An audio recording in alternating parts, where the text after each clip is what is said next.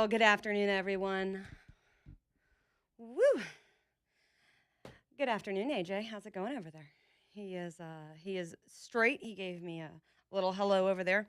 He coming in, switching out things. Gets a little fast going over here. Let's see. I sat down. I was trying to decide whether or not I was going to wear the hat for the YouTube. I think I'm going to go with it. We've got 1819 hats, so with Brian in here, I decided I'd represent.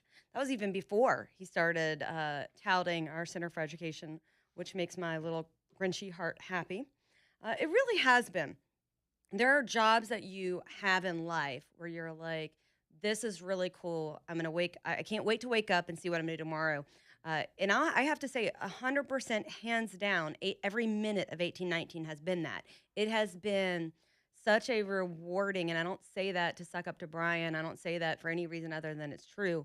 It's been such a rewarding, gosh, and it's already been over a year and a half, starting out covering municipal elections. And you guys know, if you don't know, you should know.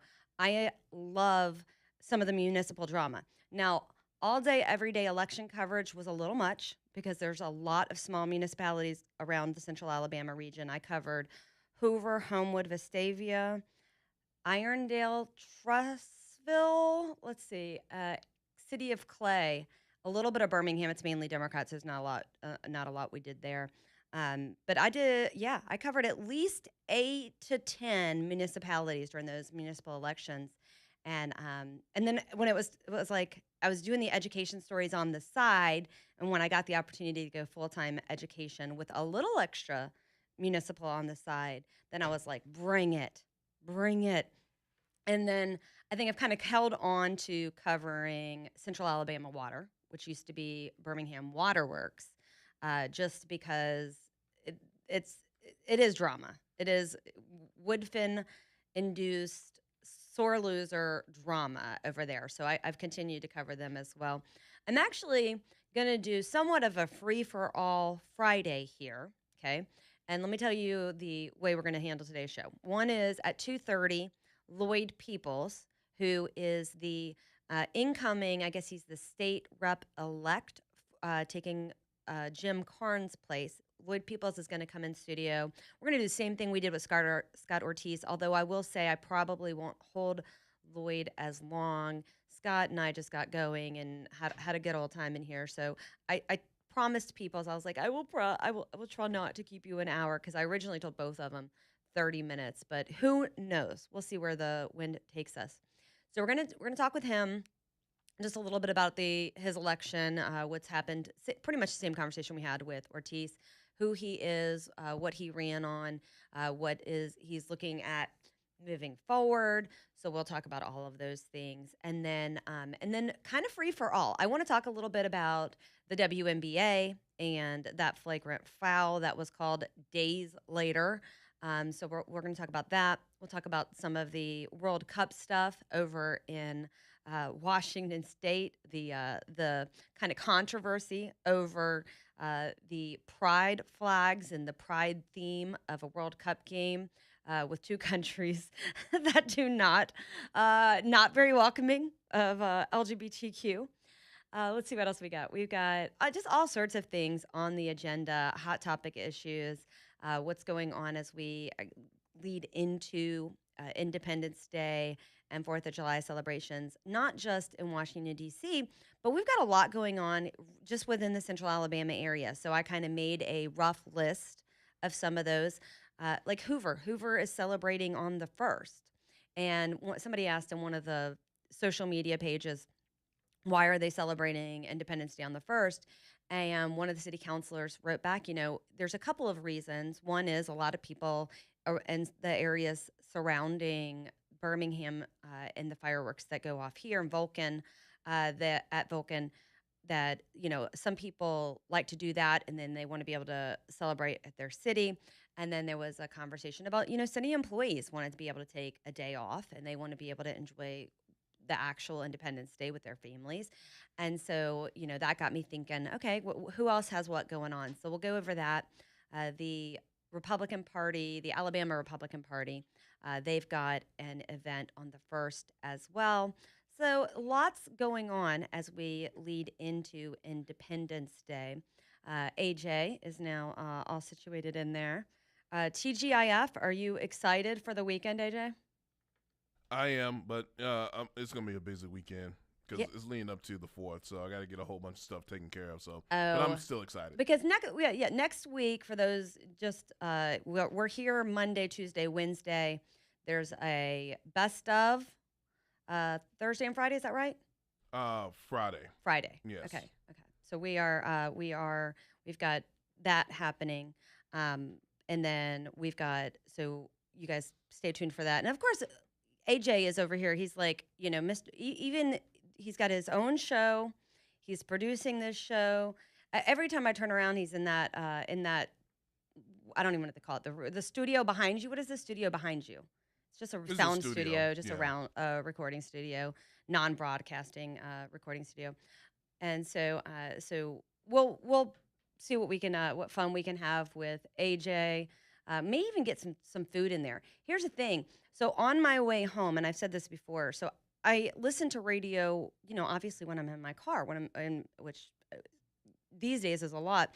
And so I've been listening to Breaking Bread, and all the food talk kind of has me jealous. I feel like we need to talk more food. So on this free for all Friday, uh, we've got we're going to venture all over. The phone lines and the text lines are open. 545-9950 is the number to call if you want to get in on that conversation. It's funny because I texted Brian while he was doing Andrew's show, and I was like, did I leave my charger there? I'm 90% sure I left my computer charger in the studio, which is only relevant because I only have one. Somehow the other one has just lost in my house. So sure enough, I did. So not only did the dog eat my homework, and now I'm using my daughter's, or the dog ate my laptop, so now I'm using my daughter's laptop. But the reason I had the new laptop is because the battery on this one is awful and it pretty much has to be plugged into work. And I left the plug here. So this is 2 days now. I've had to I've had to do some tap dancing with in terms of computer work. I'm a hot mess over here, I tell you. Okay, let's see. Now that I've got it all situated over here, let's just jump on in on some of what we got going on. One, oh, I will tell you this. So I wrote up the Attorney General Steve Marshall's response to that Supreme Court decision we talked about a little bit yesterday with Willis Lee from the NRA, which essentially said, no, Hawaii, you can't put in these insane restrictions. I actually read all of the decisions related to that. I read the summary of the case because if you don't know this, I love me some Supreme Court decisions. I just do. It's why I think I get so, we have raging liberals and ones that I would consider idiots in Congress. And every now and again, I get a little perturbed with them. I find them, especially the ones that just won. There's something to be said for, uh, you know, the House leadership taking control and saying, we're not putting you on committees. We're not letting you go embarrass us. This actually means something. And making sure, that they got their office, they were duly elected, but we don't have to give them a stage to air their grievances against our nation to promote, again, destroying our nation from within. These are terrorist sympathizers. These are individuals who don't hold the ideals. When they swear upon the Constitution, a great caller yesterday pointed that out. When they swear upon, upholding the Constitution, they have no intention of doing that. And they're taking their oath on a Koran. They're taking their oath refusing to use a Bible. And so it's one thing to have them in Congress where we have so many measured voices that can drown them out. But you put wackadoodles on the U.S. Supreme Court, and you end up with decisions and dissents. I mean, the dissents these days that are just ridiculous to read. And so I was reading the court case, and I wrote a story on it. You can find my story on 1819news.com. But I wrote a story on Marshall's response for that. Big win for the Second Amendment. It's actually a trending story right now, and it is the state of Hawaii decided that they were going to make it illegal for you to have your firearm essentially anywhere in public, like a public park, a bench, anything public serving. They parks, beaches, bars. You're in Hawaii, okay? You can't have your firearm anywhere on these properties. Parks, beaches, bars, restaurants serving alcohol, and then any basically public place. So, say your grocery stores, your libraries, you name it.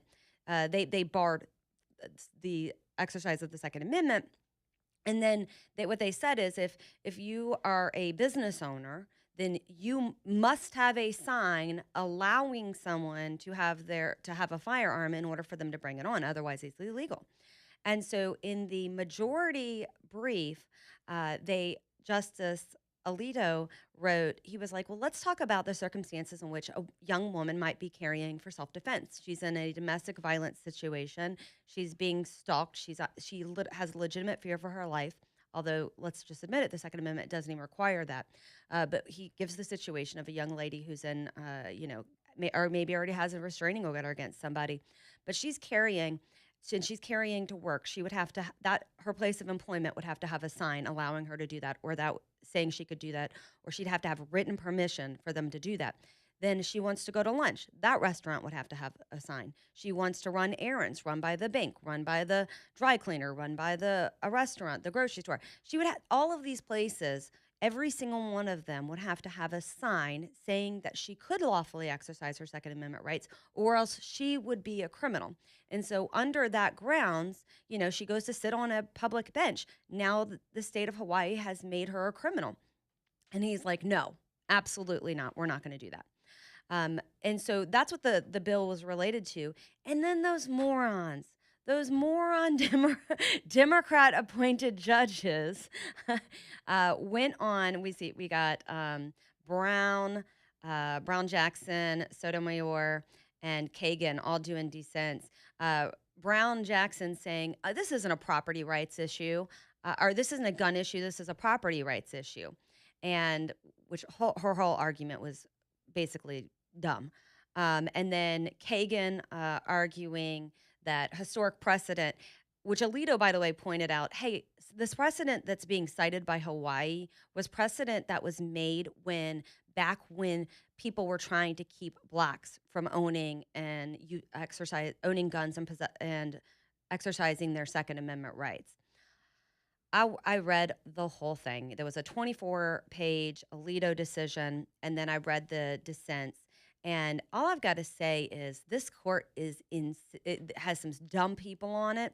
And when the Democrats talk about packing the bench and expanding the U.S. Supreme Court to put more liberals like these three on there, we need to be so afraid, beyond afraid. When we're talking about who's going to come next after Trump and talking about the U.S. Supreme Court, which the U.S. Supreme Court, a lot of people will say openly that they supported Trump in his first term because of the U.S. Supreme Court. Well, from now forward, we have to look at who's going to get to put people on this bench, because the pure insanity, drivel, literally nonsensical stuff coming out of these liberals, I cannot even.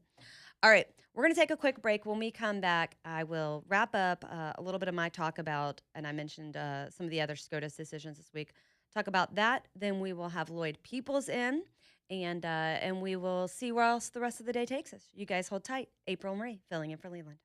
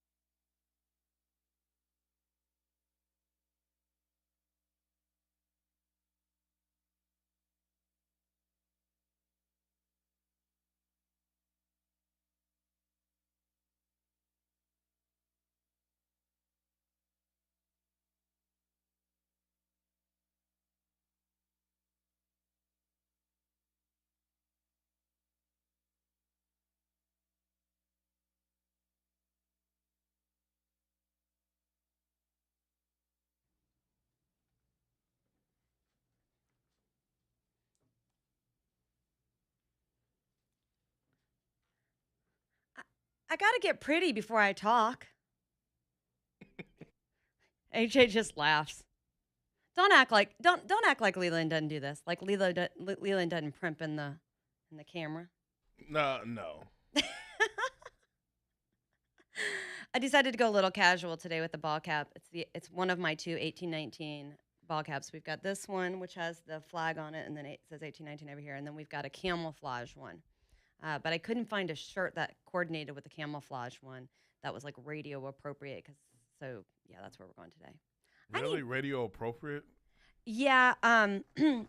I did not realize until I started getting dressed for the radio this week that I have a large number of shirts that are a little bit more low cut than they should be, and so yeah. Hence the reason why that shirt is open. Hence the reason why this shirt is buttoned a couple buttons, because I tend to be a. That's why we had a nice little increase on the on the YouTube. Okay, so I have to start to add it up now. So I had to consciously going through my closet be like, no, I can't wear that. No, I mean, look, I ain't gonna lie. April Marie's been coming up here kind of stylish, got the heels on. I'm like, who's seen all this? Yesterday, I was supposed to go to a neighborhood association meeting after radio, if you recall. And then I was messaging with one of my neighbors and decided I wasn't going to do it. And I took myself to dinner. I already had the sitter. Yeah. You can't waste you know this. You've got kids. Mm-hmm. If you got a sitter lined up, then you don't cancel on them. That doesn't make any sense. Yeah. And so I was like, all right. So I was kind of glad that I put on going out, clothes to look normal, because I sure enough did take myself and have a real meal. It was great. Where'd you go have a meal at? I actually went, I'm hesitant, but I went to Little Betty. Okay, yeah, we're over there in Mountain Brook. They have the best Caesar salad, which is the weirdest thing to say. No, I like me a good Caesar salad. Oh my gosh, it's so good. And I like Little Betty too. I've mentioned them on Breaking Bread. Have you? Yeah. Okay, yeah, it's fantastic. And they have that new seafood bar, and so I considered going to the new seafood bar, because when I left here, I called. John was supposed to bring Brittany yesterday. John Wall was supposed to bring his fiance, but she got caught up doing wedding planning.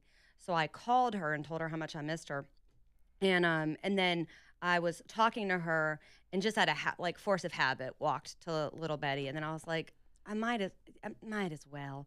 And so I went to Little Betty, I usually just eat at appetizers. I mean, their appetizers are amazing, or small plates. So I had a salad, but the trick with their salad is to get extra of the lemons, because they do something with their lemons. They marinate them in sugar water, and then it's just amazing. It's such an odd thing to like, but they're basically candied lemons, and I'm obsessed. And then everything.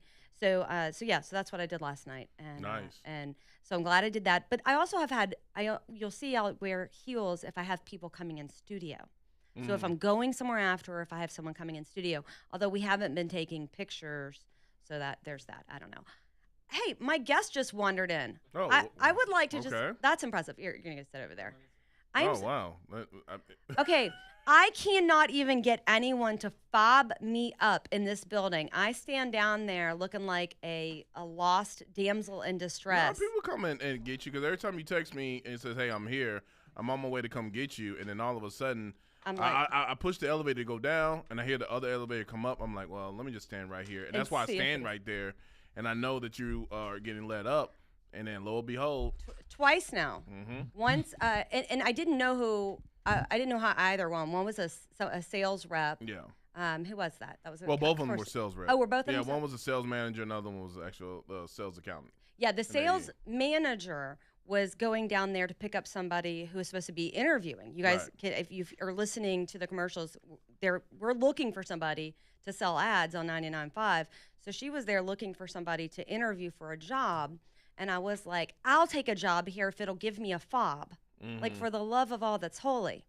So, but no, she gave me a write-up. So it's a whole thing. Well, Lloyd Peoples is a little early. He's joining me. He'll be joining me in the next segment. We're gonna see if we can essentially kidnapping. He knows people in the prosecutor's office, though, so I don't know that I should kidnap him. Kidnapping Scott Ortiz worked well for me, but kidnapping him, you could put in a bat text to somebody and it'll be a whole situation. But we'll see how long I can kidnap him for. So yes, I said this earlier. I'm going to say it again. Today is, with an exception of his, and we may make it that anyway. It is a free for all Friday. I literally just spent 2 minutes talking about the lemons over at Little Betty's. That's the kind of day we're gonna have. Okay, we're gonna talk about basketball. We're gonna talk about soccer. We're gonna talk about what's going on. I actually do have a Trump clip we'll play. We're going to talk about the elections, what's happened this week. Apparently, while John Wall was in here yesterday, some Yahoo did in fact challenge his residency issue and him being on the ballot.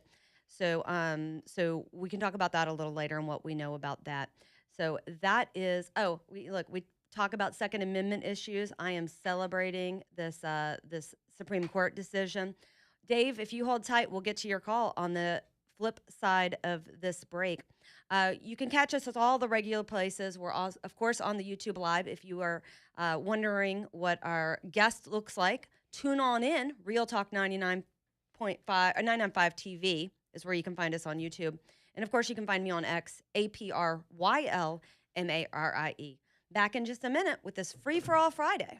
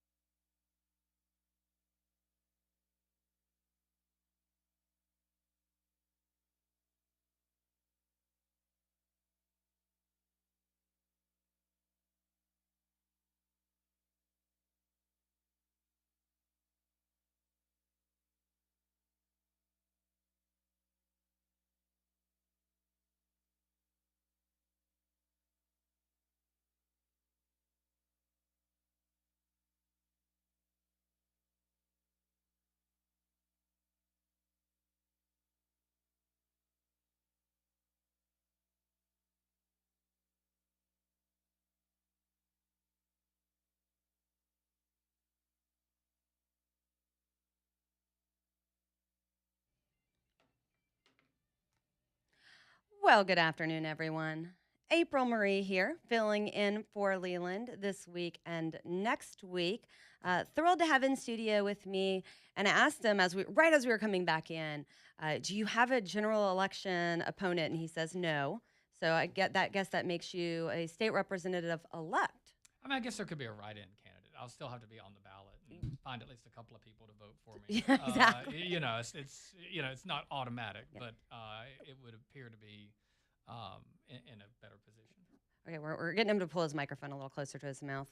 Look at us over here, a bunch of Okay. rookies, I tell Yeah, you. This is all right. Is that better? There you go. Any better? Right. So yes. So what district? What is if you were represented by Jim Carnes before House District 48. House District 48 now. Which includes parts of Hoover, Vestavia, and Mountain Brook. Okay, there you go. And we're going to take Dave's call before we get into your race, what you're doing, and all those things. Hey, Dave, how's it going? You there? Okay, we might have lost Dave. Dave going once, Dave going twice. We're just going to assume that Dave was calling in to say the Second Amendment is amazing and he's thrilled with the SCOTUS decision. That's what we're going to say. Thanks, Dave, for the call. All right, back to Lloyd. So first-time candidate, right? That's correct. Never run for anything before. This is so fun. This is three interviews in a row now. John Wall, You saved the best for last. Scott Ortiz, Thank yes, you very and much. you, first-time candidates who, and I guess all the mayors. So next week I'm going to have, I was saying earlier, some of these women mayors, and yes, you can call me a sexist if you want to. I only invited the women. They are also, all three of them. Actually, I take it back. Andrus served on city council, but Jane from Anderton from City of Clay did not. So I'm loving the first-time candidates getting out there. Worked hard. How did the campaign go for you? What was your biggest surprises about running for office, especially against an incumbent? I mean, I use the example a lot of times when describing how the campaign would go, to where it's kind of like if you play golf or if you do anything like that, you can have 3 or 4 bad holes in golf. Right. And you want to quit and you're like, this is not for me. I've got to come up with something else to do. And then you have that one hole where everything just goes right. Mm-hmm. And that gives you the energy to keep on going. And so, you go to some of these events and maybe only 7 or 10 people are there. Yeah. And, you've still got to talk to them and keep the energy level up and all that. Yep. But then you go to an event and there's 30 or 40 people there and they're asking a lot of really good questions and they're wanting to talk and they're wanting to hear more. So it's just, sometimes you take it day by day and keep on going. And you were going to the meetings. I mean, I Yes. saw you at a number. I joke, I keep an eye out for the Republican women clubs, the MARC meetings, the Young Republicans, and you were there. I think if you had 4 people getting together in Mountain Brook, Vestavia, or Hoover, that I would You just were spontaneously there. appear. That's fantastic. So that's kind of the approach that I had. If you had a few people there, I was going to try to show up, and so It worked. It was a thing that I felt that my opponent had not done as well in previous years, was getting out and talking to people in the community. So I was like, look, this is what, to me, being a representative looks like. You're Right. going out talking to people.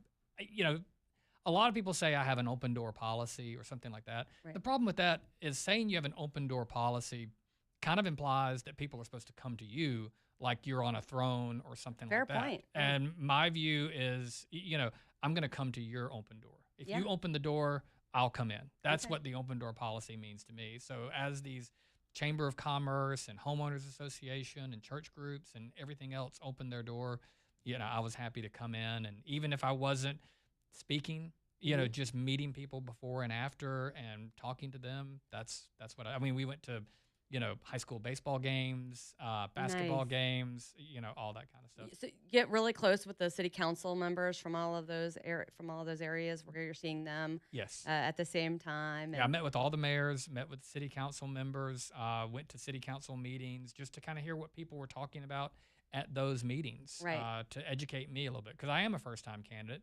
Nobody's ever really come to me to try to fix anything or do anything because I was a prosecutor, so people would come to me about that. I was going to say about a totally different kind of situation. People were knocking on your door. Correct. Yeah. So completely different. Very cool. So you've won. Scott Ortiz said he woke up. He had like 200 texts and calls from people congratulating him and apologizing for having waited till the next day. How's it going for you after the primary win? Very much the same. Very much the same. There were some people that I tried to text and get to meet with, and they never replied. Yeah, I assumed maybe I had the wrong phone number for them, and then magically these texts that I had sent in March on May 20th, I got responses. Nice. Sorry, I missed this right, message. yeah. I can't believe I didn't get your text earlier. Something must have happened, or that kind of stuff. So I have had a lot of what I call new friends. That's exactly right. Yes. The day after. So, but it's been nice. I mean, I understand the guy that I was running against had been there for 35 years, and he had a lot of friends. He had a lot of connections. A lot of them assumed he was going to do what he did before, which was just win again. Right. And so why spend time with this relative nobody? Yeah. I guess I'm still a relative nobody, but now I'm in November. I'll be on my way to being a representative. There you go. Now, when you ran, you're coming obviously out of a not law enforcement, but a law side of things, a prosecutor side of things. What are your priorities? What do you want to go to Montgomery to tackle?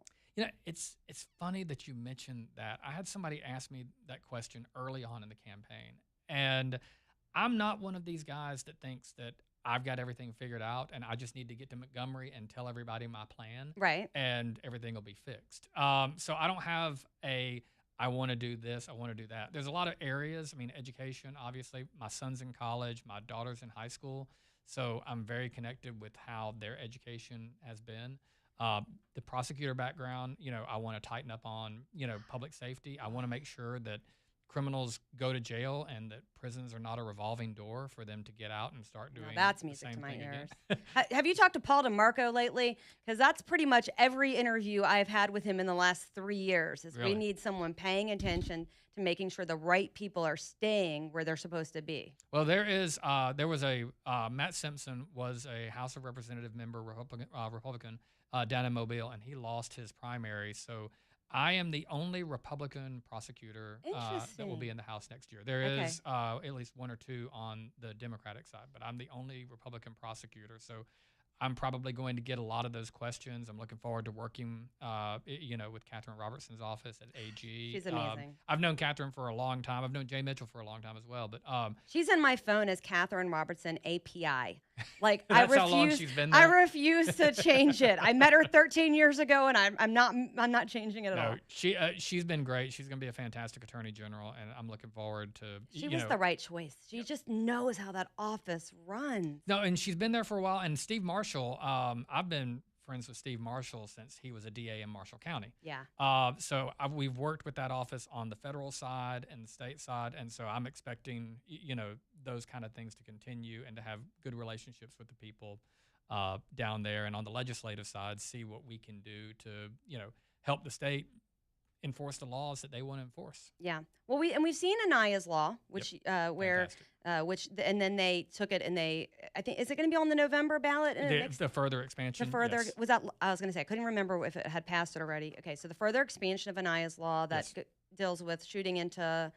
The original Anaya's law dealt with sort of murder and rape and some things like that. Right. This extends it to some of the attempts, so like attempted murder and some more really serious shooting into a dwelling, correct, or occupied something. Yes, correct. Going after gang activity and stuff like that's where you see that. So, and I think there's probably some additional expansions of Anaya's law that could be looked at as well down the road, just because it's a great concept, it's a great idea that came out of a terrible, terrible tragedy. Yeah, it really did. But it's one of those things that you see. Surprisingly enough, this is a statistic that I used a lot. 60% of the murders that are committed, I think it's closer to 65% of the murders that are committed, are committed by somebody who's been arrested of a crime previously. Oh, absolutely. And so you don't have a lot of people committing crimes. You have a small number of people committing a lot of crimes. Yes. So we were, I was discussing that yesterday. I had seen a study on, essentially you can break it down into census tract. I was talking about those who came from other countries and didn't expect the U.S. to be as friendly and as safe. They're walking into communities where, there's all sorts of, it's basically the difference. You can walk around, Crestline Village in Mountain Brook versus go in certain neighborhoods in Birmingham, and it's night and day difference. Yes.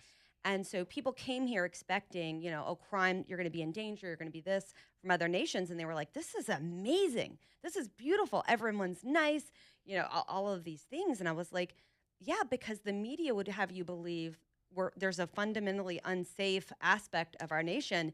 And it's area. Have you seen some of the comments from people attending the World Cup? That's what it was. That was the World Cup discussion. A lot of these That's visitors, what spurred it. A lot of these visitors are saying, it's amazing. Yes. And it's safe. And of course, they don't like how things are spread out, and public transportation isn't necessarily great in some of these places.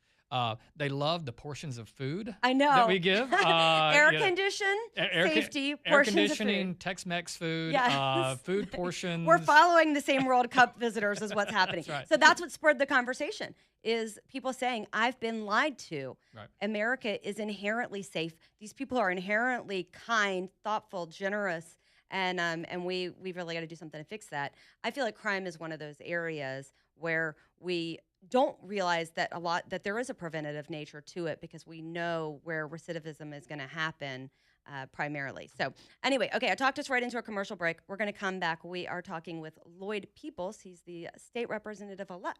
Back in a second.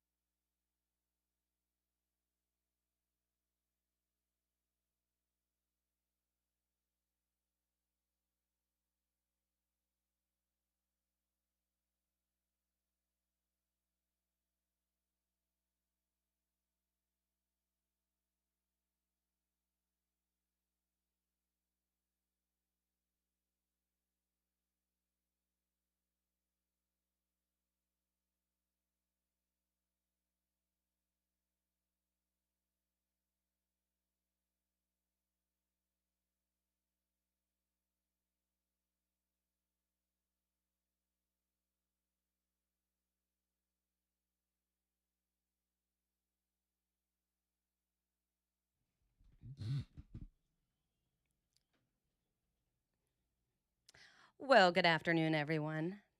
April Marie here. I've got Lloyd Peoples, state rep elect in studio with me, playing with his microphone over here if you're watching the YouTube live. What was the home improvement? Radio, so I wasn't expecting, a camera. You should see the first time I came in with that they had the cameras, because I've been doing this. I've been filling in now for a couple of years. I gave up my own show. Now I'm a homeless radio host. So anytime they're like, "Can you come in?" I'm like, "Yes, please, please."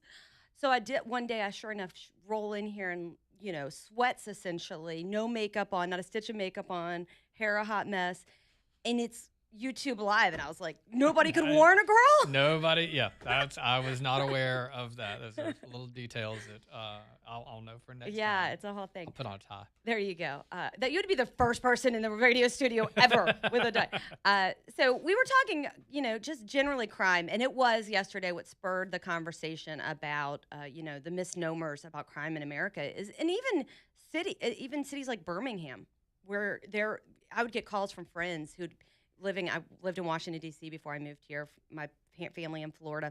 So I'd get calls from friends and family going, "I just saw Birmingham on the news. There was a mass shooting, or the guy who was arrested actually in the mass shooting, but all the different things." So occasionally it would make national news, and I'd say, "You need to move." And I'd be like, "Where I am is perfectly fine." And it's really hard to explain that to somebody. It is. I mean, it is. And look, regardless, if you're down from 120 murders down to 80. Oh, it makes me crazy to celebrate that. I mean, that's right. 80's still way too many. Oh, it makes me sad. 80's way too many, and because those are 80. Those are families. Those are 80 individuals. Absolutely. There's sons, I'm daughters. so glad you said that. I say that all the time. Like, let's not celebrate. No. I mean, and look, so I handled, one of the cases that I handled several years ago was the Cupcake McKinney case. You want to talk about blind freaking rage. That was, and I thought things about a Cupcake McKinney was, you saw all of Birmingham come together to try to find her for 10 days. And it was kind of like a 9/11 sort of event. It was. You saw the best of Birmingham come out and try to look for her. And, of course, they found her body. They didn't find her alive. But I will say this, we had to try the two people who kidnapped her separately. And there were some legal reasons for doing that, but we had them separate. And so when we convicted one, in my speech and, afterwards, where I just said, look, I was like, we're glad we got this, but we've got one other to go. Yeah. And then after we convicted the second one, it wasn't something to really celebrate. Because the whole reason we were there was because of a tragic just event. Horrific. You felt like, I felt like my team did their job, and Birmingham PD and the FBI and all the people who came together to help prosecute that case, it's what their job was. But, it's kind of like being a prosecutor is kind of like being a doctor. Yeah.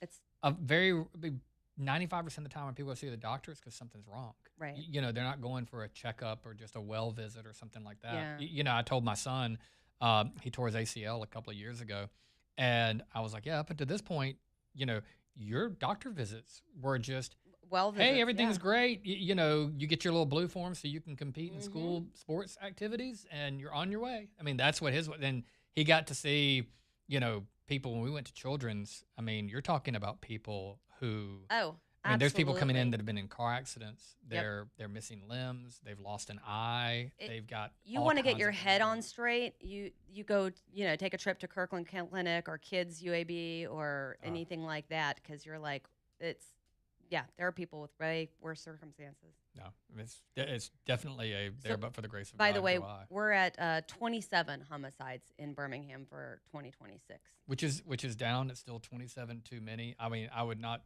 want to have to look at any of those 27 families and say, boy, we're really happy. Right. Still too many. Drives me insane to hear the celebrations. Yeah. You are making progress in the right direction. Well, and you know how that happened? They hired a bunch of cops. Shockingly, it helps when you can recruit and retain law enforcement activities. Shout out to our law enforcement officers listening. So we'll take a 30-second detour. Sorry to hijack your thing. My theory on prosecutions has always been this: people have to know that law enforcement is going to catch them and that they're going to face real punishment. Absolutely. If they think that nobody cares and nobody's going to come looking for them, there's no incentive for them not to break the law. And if they think, okay, well, if they do catch me, I'm going to get probation or I'm going to get something like this. So they've got to believe that they're going to get caught and that they're going to get punished. I'm so glad you said that. Can we talk about, I don't know if this is something you can talk about. Is there something legislatively that can be done about the judges who do give slaps on the wrist? Because this is not just a Jefferson County problem, although I do hear from people going, hey, are you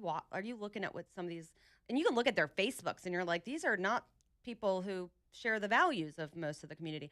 But this is something we're seeing around the nation where judges, you're like, this guy was let out 30 times and then led to this tragic situation where they're finally kept.